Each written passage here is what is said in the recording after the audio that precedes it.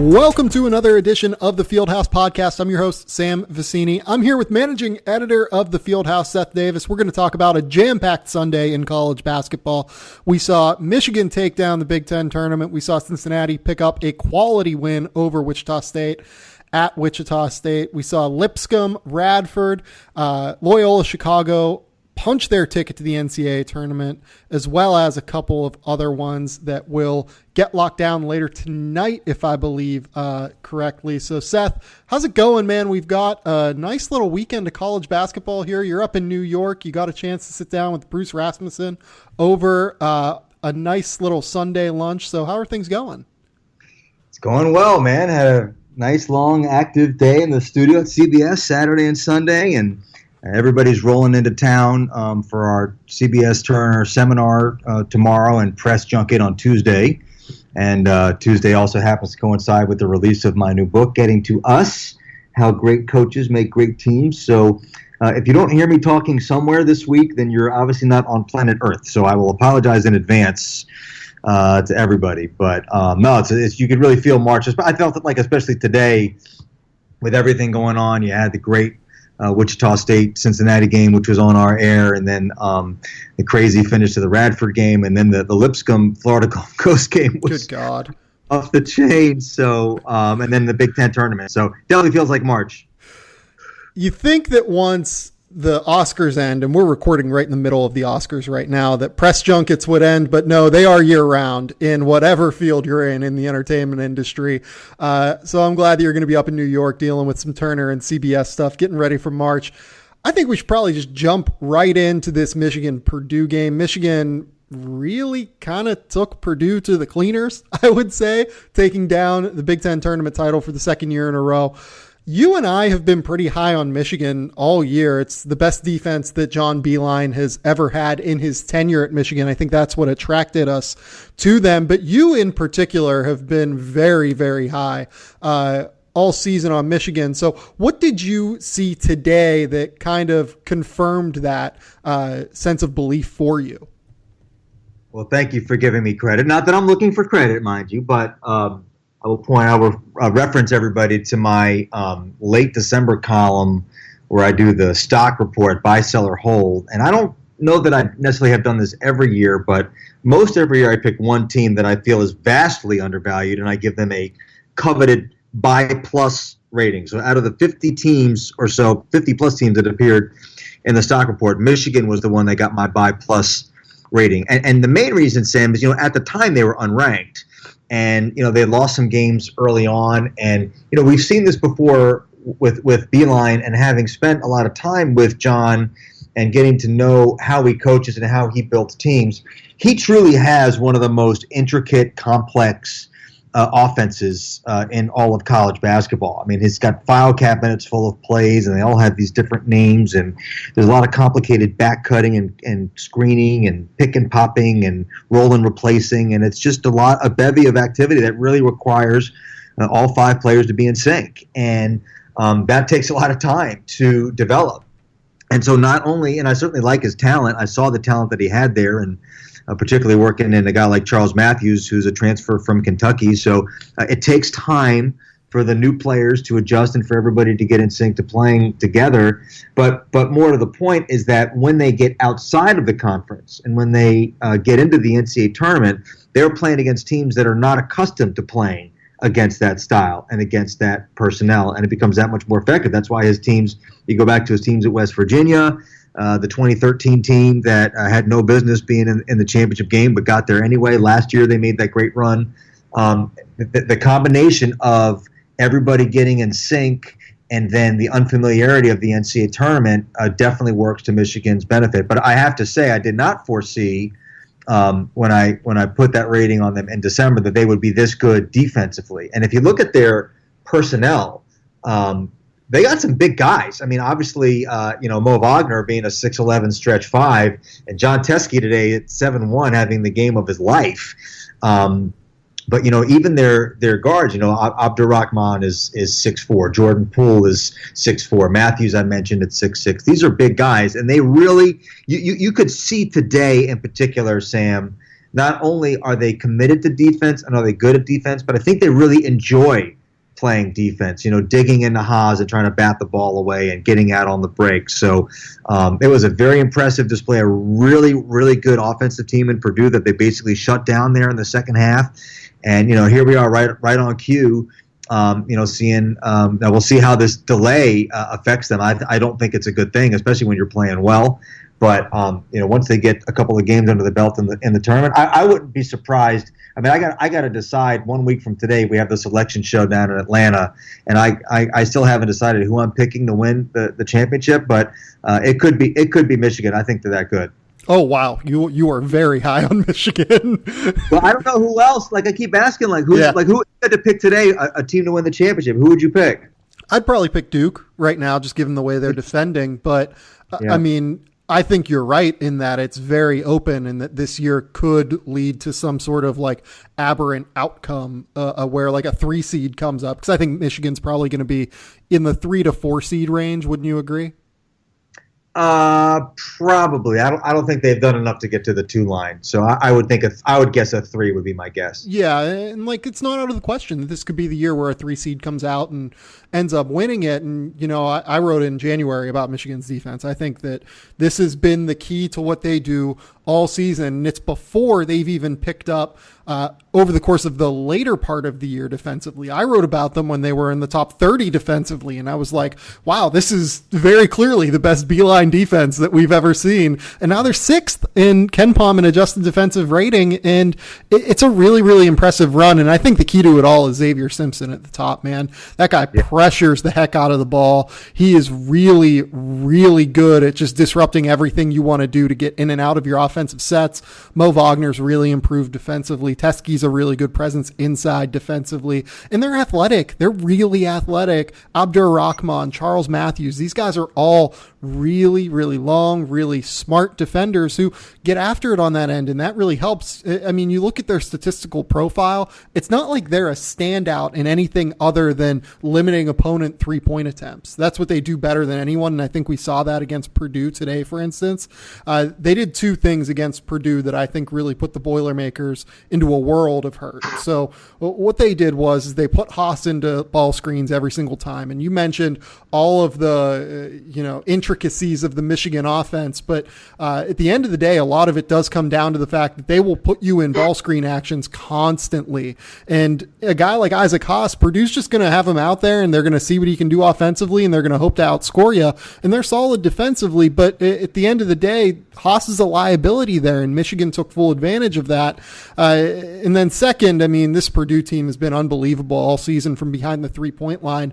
They go 4 for 17 from behind the 3-point line today, and that says a lot about what Michigan has done this year to limit the 3-point shot. And by the way, I think that's how you play Purdue. And I had 2 of their games in person for Big Ten Network, including when they lost at home to Ohio State. You can't double team Haas. You just can't, because he's so good at relocating, and all they got to do is swing it around. They got 4 guys behind the line, and look, Haas is going to get his. But first of all, he wears down over the course of a game. Second of all, he's big, but he's slow. And so I think they're vulnerable on the offensive glass when he's in the game. And then also, if he does make a shot, it's 2 points instead of 3. Right. I think Michigan, like a lot of teams, made that decision. And Haas had a big game, but like you said, limiting their 3-point shot. So, it's interesting you say about Duke. I mean, I kind of feel like I've seen this movie before with Duke. Should we ask the proverbial question? Is Duke back, Seth? Is Duke back? Yeah. They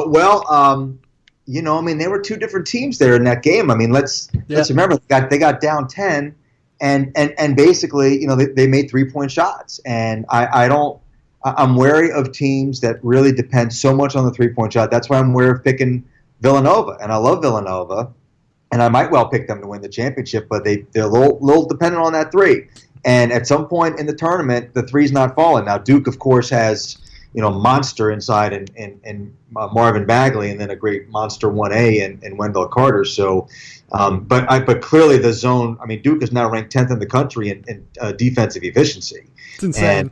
Yeah, and as you know, I've been calling for that zone since November. Just because, I mean, they're a quintessential. Yeah. And by the way, another team that ought to be playing zone for 40 minutes is Kentucky. But Calipari's so stubborn, and I respect his perspective because he says that it won't prepare his players for the NBA. But I mean, the idea that they're not going to be as good NBA players because he played zone instead of man is kind of silly to me. Just I don't know. But Duke is a quintessential good zone team, and the fact that they're now committing to it. Now they've become a great zone team. And so when the threes fall, like they did in the second half, they can beat anybody. But I don't know. I'm not quite trusting their youth yet. Well, let's talk about Duke. It wasn't in the plan here, but I think it's worthwhile to talk about Duke because they are probably on the court the biggest story in the sport right now, just with the way they've started to defend. So I don't even know that I agree that the reason they beat North Carolina is the 3-point shot. I think they beat North Carolina for two reasons in the second half. The first one is that Marvin Bagley took over. Marvin Bagley can affect a game athletically unlike any other player in the country. There's just no question about it. He can dominate the offensive glass as he did in that second half. He had 21 points and 15 rebounds for the game.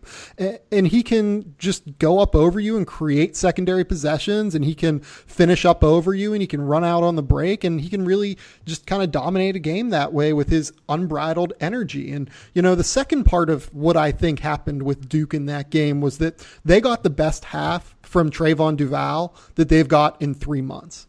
And if he is playing that way, if he can continue to play within himself, if he can continue to just be a spark instead of trying to be the be-all, end-all with Duke, I think that they are clearly the best team in the country. The problem is that whenever they don't have that Duval, whenever they have the Duval who is kind of, trying to dominate the action, and he's trying to take threes, and he's, trying to do everything within the course of their offense. He's running screen and rolls and trying to throw pocket passes and everything. That's when they struggle offensively. When Duval is playing well, or when he's honestly off the floor, I think Duke is in good shape. And it's kind of interesting how they've managed him, right? So now they're bringing him off the bench. Right. So they start with DeLaurier. They put another forward in there, and they move Grayson Allen over to the point, which I think has revitalized Grayson Allen and gotten him to be a little bit more aggressive. And he was extremely active defensively on Saturday, had 5 steals. And by the way, don't look now, but Duke has a legitimate bench. I mean, they have a legitimate 8 guys, which is all you need. Yeah. Because Marquise Bolden has finally been healthy and involved enough, and he's given them some quality minutes. And again, if you put him in ball screens, he's helpless. It's but bad. Put him in the back of the zone, tell him to guard his area, protect the rim, grab the defensive rebound, and then also, do some finishing work offensively. He can help you, and he gives you 5 more fouls up front. And it's the biggest team that Krzyzewski's ever had. So, of course, the problem with Duval is you can't make a free throw, and that's why they lost the Virginia Tech game. So, I don't know. The thing about Duke, you have to go back to their youth, Sam. And, aside from Grayson Allen, I don't think anybody on that team's even played in the NCAA tournament. So they get into a situation where suddenly, for the first time in your life, you're in a situation where, if you lose the game, your season is over, and we see the young fellas revert. So it'll be. I'm not ruling out picking Duke. Part of me is frankly fearful of picking Duke because everyone thinks I would just pick them because I went there. But we'll see. We'll see how they do in Brooklyn. Yeah, no, I think that you have plenty of valid concerns about Duke. I think that the lack of it's not even like the fact that they're young. It's that they make bad decisions on the floor sometimes. And obviously that goes hand in hand, but there are some young teams that don't do that. Like the Duke, Jahlil Okafor, Tyus Jones, Justice Winslow team, they didn't make the number of bad decisions that this Duke team makes offensively from time to time. So I agree that that's a very valid concern. Let's move on though. You had a great conversation on CBS earlier today with Bruce Rasmussen, who is the committee chair this year for the selection committee of the NCAA tournament. Tell me a little bit about what you learned from Bruce Rasmussen. Well, interestingly enough, the most interesting conversation I had with him was off camera. We ran out of time. I didn't get a chance to ask this on camera. This whole quadrant thing is starting to annoy me, and I'm a bracket nerd because I've been doing this will be my 15th selection show, so it's kind of my job to explain things to the public. This whole quadrant thing it's like everybody is presenting it like it's something all that different. Oh, that means the committee this year is giving more weight to road teams. The committee has always given more weight to road teams. And they spend, 5-6 days holed up in a hotel conference room, looking over every piece of information you could possibly look over, scrubbing it, analyzing it, debating, talking about it. They have always given more value to road wins. In fact, a lot of people don't know, Sam, that is actually baked into the RPI. When you're calculating a team's record, you get 1.6 for I think maybe it's 1.4 for a road win and 0.6 for a home win. So that's actually baked into the RPI. So it's a little bit more of an organizing tool, and in that sense, it's maybe a bit of a time saver. And this was requested, came from the committee put together by the National Association of Basketball Coaches. But I just kind of broke this down with them. I'm like, well, just because a team is 4-1 in the top 50 of the RPI, it's not like they're not looking at the games and saying, well, who do they play, who do they beat, and where did it all happen? So that was I kind of presented that thought to him, and he absolutely agreed with it. But the other thing is, and I promised you I would post you up on this. I wish we could have. Hold on, let's get to that in a second. I want to talk about the quadrant thing first. Okay. So the quadrant thing, what's fascinating about it is that I think on some level, and this isn't even just fans, this is like coaches who text me and are worried about like, oh, we need, X team to win because we need a team to stay in quadrant 1 to keep us with 6 quadrant 1 wins instead of 4 quadrant 1 or whatever the numbers are. Right. I think that a lot of people are it's starting to revert toward a lot of people aren't giving the committee credit for being able to see that a win at Purdue is better than a win at, say, I'm trying to think of a bottom quadrant 1 team. Like Colorado, I think, is right on the edge of quadrant 1 right now at 75 in the RPI. There you go. The committee's going to know that. And exactly. they're going to be able to break it down. Like if you really wanted to give it a name, it could be like quadrant 1A, quadrant 1B. Like they're going to be able to tell what wins are better than other wins. Go back to the old system of the RPI top 50. Okay, you're 6-3 against the top 50, but you have a win over the team ranked 53rd in the RPI. Well, that's going to count just as much as the win over the team ranked 49th. Like they're really, believe me. If you only did this for 5 straight days for 16 hours a day, literally till your eyes were bleary, you'd see everything. So I'm sure it's a pet peeve, and we're spending too much time on it. I just want everyone to understand that the quadrant system changed nothing fundamentally about the process. Yeah, I will say that I do think the quadrants are a little bit too spread out. Like I think that the 30th best team is probably a little bit better. Beating the 30th best team at home is probably better than beating the 75th best team on the road, but that's even getting further into the weeds, and I really don't think it matters for the purposes of this discussion. Right. The second part, I will let you go because you want to post me up, as you so eloquently put it. Well, I'll let you start. So what happened was, I believe it was Greg or maybe it was Clark asked Bruce, how much time do you spend on bracketing? Now, when we're talking about bracketing, so people understand, what the committee does, and I know that you know this, they select the field based on the automatic qualifiers and the 36 at-large teams. They rank, a lot of people may not know this, they seed the entire field 1 through 68, and they spend most of their time. Once they have 1 through 68, then they put everything into a bracket. So said, how long does it take you to actually bracket the teams?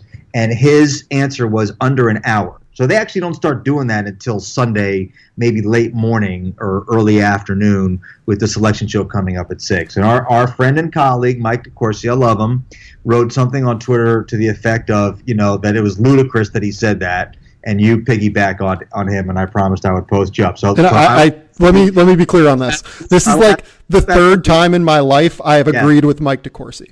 Right. Well, that's probably too many. You want to pick one. And of course, I kid. I love Mike is brilliant. I love Mike. Yeah, no, me too. So I will first ask you, what exactly is your quibble with that answer? So my quibble with it is not necessarily that it takes an hour. My quibble with it is more that I think for many years the bracketing process has been very fundamentally flawed. I think they give too much attention to geographical measures and not enough attention to the fact that a 13 seed could be markedly better than a 16 seed, like in terms of the 1 through 68 rankings, right? Right. Like if you're seeding a 4 team, right? This is how we end up with loaded regions like in the East or in the South, right? Whereas the West is always, problematically light sometimes, we can say. Like this year, I think the West is going to be pretty clearly the worst region because the West just doesn't have as many good teams this year. Like, they're probably just going to end up sending the number 4 seed, probably the number 8 seed, and probably the 12 seed are all going to go out West. Would you agree? Because there's no team unless Arizona jumps up into that top 3 seed region, which I don't think they're in right now, that is going to be a top 3 seed.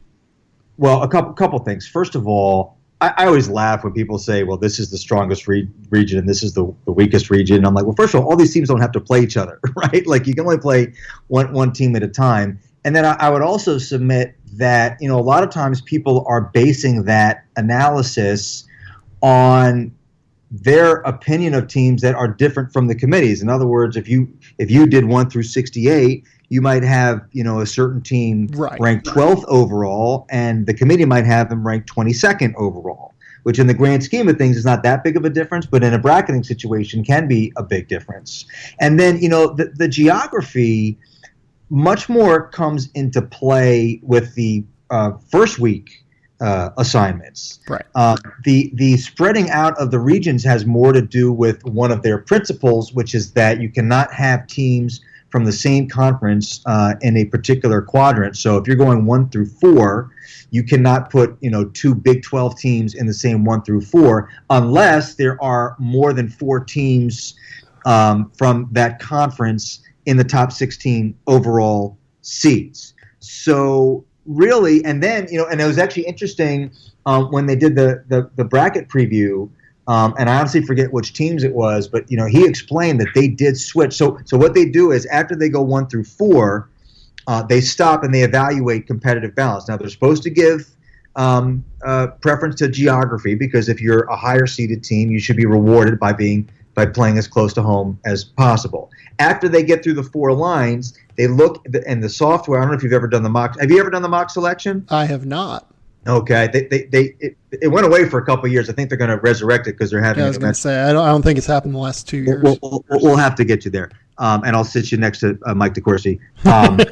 So when they get through the top 4 lines and it's all filled out, they'll look at, let's say, the East region. It has the number 1 overall, the number 7 overall, the number 11 overall, and the number 16 overall. They will add up those 4 numbers, and you'll have a grand total number. They will compare that number with the grand totals in the other 3 regions, and they will step back and they will say, is this too far out of whack that we have to make an adjustment for a competitive balance? They actually did that for our midseason bracket show. So they do have that option. So all I'm saying is, when people are complaining about an imbalance of the regions, they're doing it because they're assessing those teams differently than other people. But my point about the bracketing, and DeCourcy said he had an issue with the fact that it doesn't take long.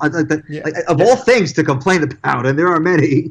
What I try to, it's like people will say, they want to have Arizona State against Rhode Island because they want the Hurleys to play against each other, right? Or, they know 2 coaches hate each other or a certain sexy matchup. They literally don't. They rank the teams 1 through 16, and it's almost automatic where all the teams are going to go because there's so many principles, and it's just like, okay, who's first up? They go closest to home. Who's second? They go closest to home. Okay, who's 7th? Well, they would go here, but they can't go here because there's another team for their conference, so they're going to go to the next farthest away. It's extremely formulaic. It doesn't take a huge amount of time. The software is built into the bracketing program, so if there's a violation of the principles and procedures, it will show up and they will adjust. It just doesn't take that long. I'm sorry people are disappointed by that. You know what? I will agree with you there. I won't even fight you. Don't delete that tweet. Right. Yeah. I won't even fight you. But I think that Mike's larger point is valid. That I think his larger point is the fact that they try and they end up with a bracket imbalance too often. Yeah. And maybe I'm giving Mike a little bit too much credit, but look, it is a very legitimate philosophical discussion, right, about the balance between geographic preference and competitive balance. So, but again, they adjust for it. They do adjust for it. So you may not like their decisions about how they adjust for it, but you can't say they're not adjusting for it. Right. And the other thing is, too, that you're right in a lot of senses here, whereas I think that a lot of the complaints do come down to the way that the teams are seated by the committee. For many years, the complaint was they don't take advanced metrics into account enough, and that leads to a Wichita State being drastically underrated or someone like that. Like a mid-major team tends to be the one that ends up getting drastically underrated. The teams that don't. But that's not because of the bracketing principles. That's because the committee ranked them lower than Mike DeCourcy or Jay Billis or Sam Vecenie would have ranked them. So that's just. Again, some of this might be semantics, but I'm a professional semanticist, so that's what I do. Right, and I think that you're right in that way, that a lot of it does come back to the seeding process, and I think that there are always going to be ways to improve the seeding process. It just always is going to have room for improvement, over the course of... Well, you just wait till next year when we have a new metric altogether, and it's going to be a huge nerd fest explaining and debating the thing. So I'll look forward to doing that. I will be very interested to see if that helps. Did you learn anything else particularly interesting over the course of your conversation with Bruce Rasmussen? I asked him about Notre Dame, and of course, he wasn't necessarily going to talk specifically, but he kind of did talk specifically about Notre Dame. I mean, they are a very, very, and again, we talked a little bit more off camera. We were laughing about, they are really an unusual case, but so they've got Bonzie Colson back, and so you have a couple things. First of all, he's been gone for a lot of games. Second of all, he's not some role player. This is not Josh Reeves at Penn State, as good as he is. This is a first-team All-America caliber player. And he came back and just had 24 points and 12 rebounds against the best defensive team in the last 10 years in Virginia. So he is back and playing extremely well.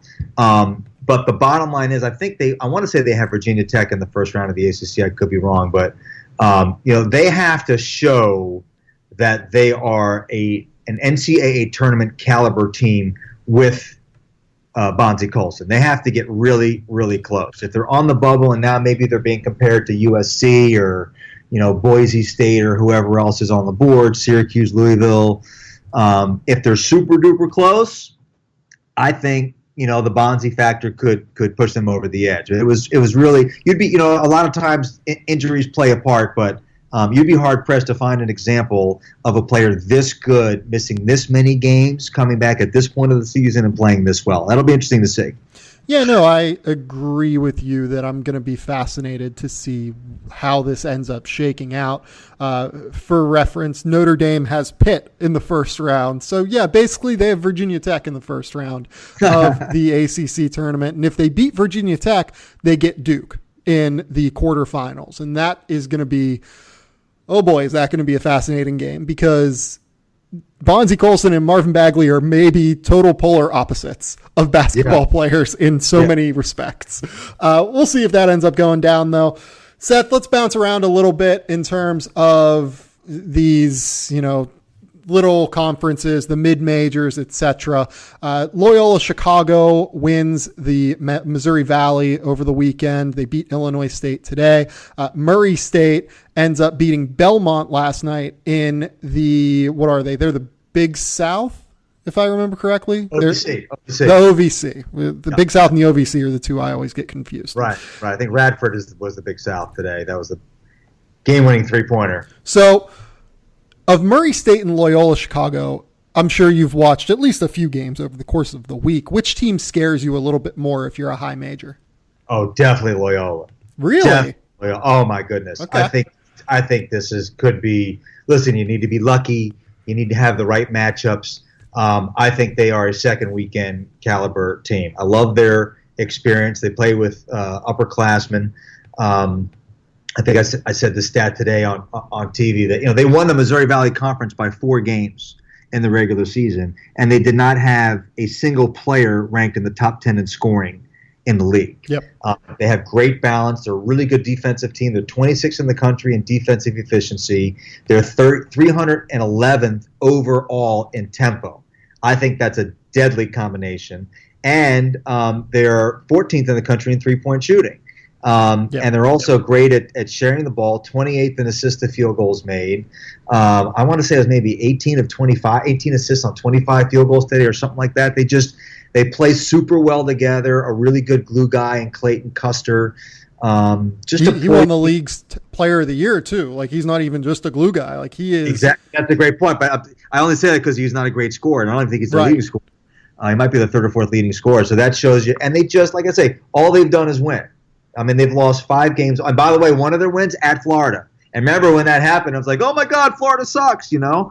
And here they are. They go 28-5, 18-3 in the Missouri Valley. Not what it used to be, but still a good mid-major conference. So winning is a habit with this team. So I've watched a couple of their games here and there the course of the season, but today I really watched them a lot more closely and came away very, very impressed. So I agree with you that I think Loyola is probably the better bet to upset someone, but I'm also going to make a case for Murray State because I think they are dangerous as a 12 or 13 seed, and the reason is their backcourt. They have an absolutely ridiculous backcourt. Jonathan Stark is one of the best scorers in the country that you probably don't know anything about. He's 6 foot. He can knock down shots off the pull up, off of screens, whatever you're looking for. He can hit those. They got Ja Morant, who is like he's like a fringy, 6'3" long, great passer, great rebounder for his size. Can't really shoot it, but super athletic. He's a guy that is going to pop up on NBA draft boards. I think maybe as a junior. Really, really good as a freshman right now. Terrell Miller, 6'8", really good shooter from 3, tough, physical. They're a good team, and they're going to give whoever they play in the first round a heck of a game. And Matt McMahon is one of the better younger coaches in the country, too, I think. I mean, I almost have a rule. Part of it is because, I'll be honest, I'm making good television. But also, I mean, every year there's at least one 12-5, right? And I would bet at this point almost every year there's at least one 13-4. So out of those... So total, those 2 matchups, there are 8 games. I'll bet 4 of them are going to be won by the lower seeded team. So I'm almost when I'm on the selection show, I'm almost saying to myself, okay, I'm going to pick at least one 12 seed to win their first game, and I'm going to pick at least one 13 seed to win their first game. And some of it is just, you got a 1 in 4 chance of being right. So Murray is clearly going to be in that. I will say this though. That gives me a little bit of pause about Murray. And one team that I really liked, you've probably seen them more than I have, is Buffalo, and they haven't clinched a bid yet because at that level it's very hard to find decent front court players and to find really legitimate teams that can rebound a little bit with the big boys just because there's such a size differential. I always go back to that Cornell team that made the Sweet 16. I forget what the big white kid's name was, but they had a great 7-foot center that you just never found, and it was highly skilled in the Ivy League. So Murray State, to me, I was kind of watching them. I'm like, God, man, they just look so little. But you're right. I mean, Stark is a dynamo. I mean, I've seen a number. They've been on CBS Sports Network a lot, so I've been watching him. And yeah, small and quick is a great way to go. So definitely a very good team. Yeah, that Cornell team had a pair of 2 really big, tall white kids, in Jeff Foote and Ryan Whitman. Yeah. Whitman was the shooter, but Jeff Foote was the 7-foot guy you were talking about. That's a good call. You never see that on an Ivy League team, and that's why they made the Sweet 16. Yeah, that's a really good call. What conference tournament coming up this week are you most excited for? Oh my God, it's such a orgy of basketball. I mean, look, to me, the ACC, partly just because I know the history of college basketball, a lot of people may not realize it. I mean, the ACC was really the first conference to embrace and celebrate and use a postseason tournament to catapult the popularity of its league. In 1974, you had a game between Maryland and North Carolina State where NC State won in double overtime with David Thompson and went on to win the national championship. They beat UCLA in the semis, and Maryland didn't even go to the tournament because only one team per conference went to the tournament in those days, and Maryland could have won probably the second best team in the country, decided not to play in the NIT because they were like, screw it. And because of that game, we went to expanded the tournament, and teams other than conference champs went. So the ACC, it's like the SEC in football. I mean, it just matters more to that league. And then the other one would be the Big East. It's going to be right here in the Garden. ACC is going to be in Brooklyn. Big East will be at the Garden where it belongs. And it's a terrific league and some interesting bubble storylines there. Does Marquette. I'm hoping and half expecting St. John's to win that tournament, by the way. That's one. I don't know if Pons is going to be back for it, but stranger things have happened there. So I'm a big fan, Sam. I don't know where you fall on this. I know you're an old school purist, even though you're a lot younger than I am. I love the conference tournaments. It's a great fun. It's great celebration. So what if somebody wins the AQ other than the regular season champ? I mean, all the teams, all the schools, all the cheerleaders, all the bands, all the students, all the boosters, the players, the coaches, everybody's together in one place for a few days, and it's a really, really good time. And this week is just awesome week for college basketball.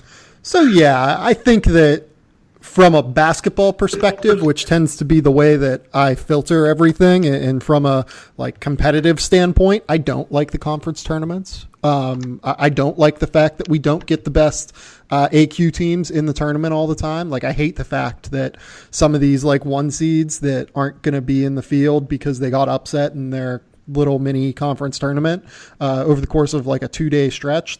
Northern Kentucky, for instance, has been, I think, pretty clearly the best team in the horizon this year. And they get upset by Cleveland State in the first round. And, obviously just win the game, just be competitive and win the game, and you won't have to deal with this. But there's something to be said, I think, for just kind of having the best teams in the NCAA tournament who can cause the most damage. And I think the conference tournaments end up not doing that. Now, I think you and Doug Gottlieb, for instance, whenever I tweeted out that I don't really like the conference tournaments, said all of the things that are great about them from a player standpoint and from a university standpoint. Everyone's in the same place, and you get gift bags if you're a player. You get, pampered for a few days. You get per diem.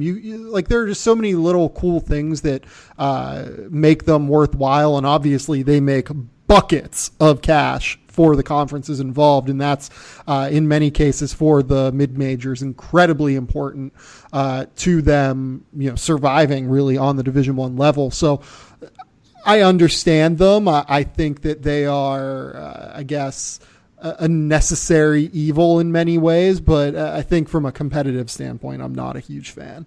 No, I mean, I absolutely get that part of it. So that's the trade-off. That's the trade-off, and that's certainly a worthwhile argument to make, especially at the mid-major level. You say, well, and by the way, again, people may not realize this. Conferences have the option of awarding the AQ to the regular season champ. Yeah, the Ivy League did it for years. Yeah. Well, the Ivy League did not have you can have a postseason tournament, but give your AQ to the regular season champ. That's an option that all conferences have. But the problem becomes, you devalue the conference tournament and probably devalue it in terms of having it being broadcast. So none of them have elected to do that, but that is an option that they have. Yeah, no, I just don't think anyone will ever do that. If you made me pick the conference tournaments I'm looking forward most to this week, I would say the SEC, because that league has every single team in the league, it seems like, on the bubble right now. So there are going to be a ton of crazy, high-pressure, high-intensity matchups throughout the course of the week. I would also say the Big East as well, and it's not because of the old Big East. I think it's because of the new Big East. The Big East this year, and this is a number that comes from John Gassaway at ESPN, they averaged 77 points per 40 minutes, each team in the league. That is the highest total by far over the course of the last decade from a high major league. And if you love offense like I do, that is the tournament to watch. You are going to get points after points after points every single night. Yeah, by the way, nobody knows. I'll give credit to the offenses, but let's also give credit to the defenses on that. Nobody knows how mediocre the Big East is defensively this year. Nobody talked about that. None of these teams are really guarding anymore. Oh yeah, it's awful. Their defense is. Don't think about it, but it's true. Yeah, Villanova ended up with weirdly the best defense in the league somehow after being 8th for a majority of the conference season, and it's mostly because all of the defenses in the Big East this year were sneaky bad. Right. Like Marquette has like a 112 defensive rating. That's atrocious. Right. Villanova has a 105.7 defensive rating. And that would be right now ninth in the Pac-12. And I wouldn't exactly call the Pac-12 a bastion of incredible defense this year. Right. Like Xavier's the worst of all. Xavier's 73rd in the country in defensive efficiency. That's not a national championship team. Yeah, I'm pretty worried about Xavier. I'm not going to lie to you. Yeah. I'm pretty worried about them going into the tournament.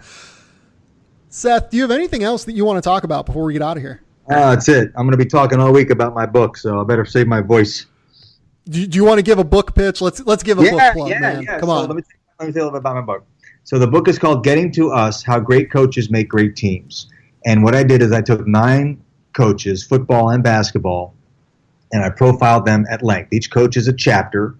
Each chapter is upwards of 10,000 words plus. So these are very deep dives. Each of the men gave me great access both to them, many of whom I've known over the years, to not only them, but their wives and their families and their players, and really help connect me with their network of people who know them best. So my 9 guys are, I have 6 basketball, Mike Krzyzewski, Tom Izzo, Jim Boeheim, Gino Auriemma, Doc Rivers, and Brad Stevens. And my 3 football coaches are Jim Harbaugh, Urban Meyer, and Dabo Sweeney. And I tied in, their histories and how they grew up and their relationships with their families and their moms and dads, and kind of really put them on the couch and gave them some therapy, and chronicled that and connected to how they build teams. And I did it around something I call the PEAK profile, PEAK, persistence, empathy, authenticity, and knowledge. And so I kind of explain how they acquired each of those traits and developed them and how they apply it to their team. So book comes out on Tuesday, available wherever books are sold. I'm excited for that one. It's going to be a really great read. Seth, we've got a great week coming up at the Fieldhouse. I'll be in Las Vegas. Are you in New York the entire week?